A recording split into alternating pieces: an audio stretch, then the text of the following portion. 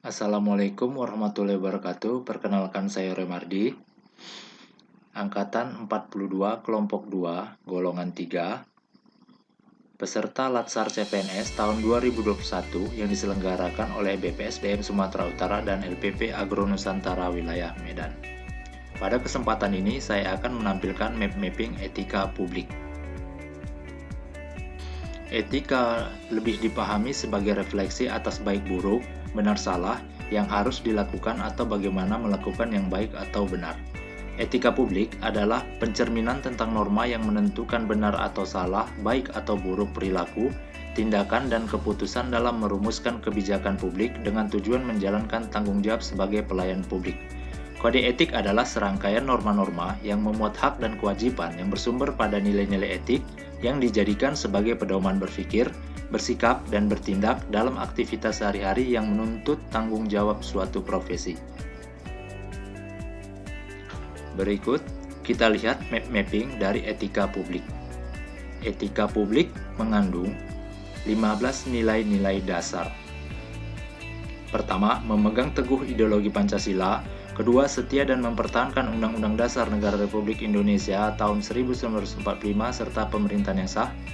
Ketiga, mengabdi kepada negara dan rakyat Indonesia. Keempat, menjalankan tugas secara profesional dan tidak berpihak. Kelima, membuat keputusan berdasarkan prinsip keahlian. Keenam, menciptakan lingkungan kerja yang non-diskriminatif. Ketujuh, memelihara dan menjunjung tinggi standar etika luhur. Kedelapan, mempertanggungjawabkan tindakan dan kinerja kepada publik. 9. Memiliki kemampuan dalam melaksanakan kebijakan dan program pemerintah.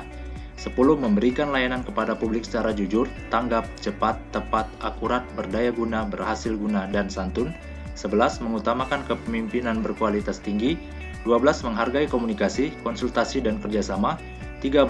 Mengutamakan pencapaian hasil dan mendorong kinerja pegawai. 14. Mendorong kesetaraan dalam pekerjaan. Dan 15. Meningkatkan efektivitas sistem pemerintahan yang demokratis sebagai perangkat sistem karir. Adapun etika publik juga mengandung 12 kode etik dan kode perilaku ASN. Yang pertama, melaksanakan tugas secara jujur, bertanggung jawab, dan berintegritas tinggi. 2. Melaksanakan tugasnya secara cermat dan disiplin. Ketiga, melaksanakan tugas sesuai dengan peraturan perundang-undangan yang berlaku. 4. Melayani dengan sikap hormat, sopan, dan tanpa tekanan.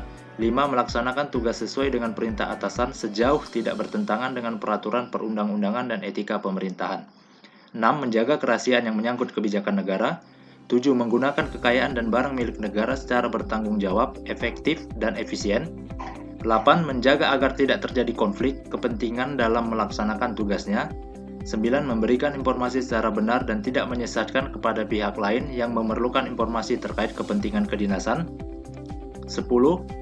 Tidak menyalahgunakan informasi intern negara, tugas, status, kekuasaan, dan jabatannya untuk mendapat atau mencari keuntungan atau manfaat bagi diri sendiri atau untuk orang lain.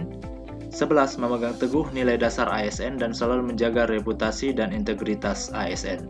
Dan 12. Melaksanakan ketentuan peraturan perundang-undangan mengenai disiplin pegawai ASN. Sedangkan dalam dimensi etika publik, pada prinsipnya ada 3 dimensi etika publik. Yang pertama, dimensi kualitas pelayanan publik. Kedua, dimensi modalitas. Ketiga, dimensi tindakan integritas publik.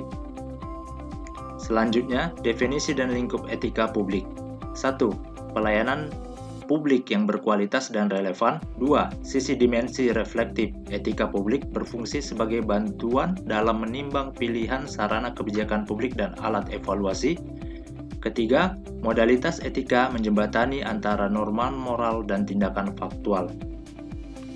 Baik, selain dari itu, ada hal yang juga perlu kita perhatikan, yakni risiko bagi pelanggaran kode etik.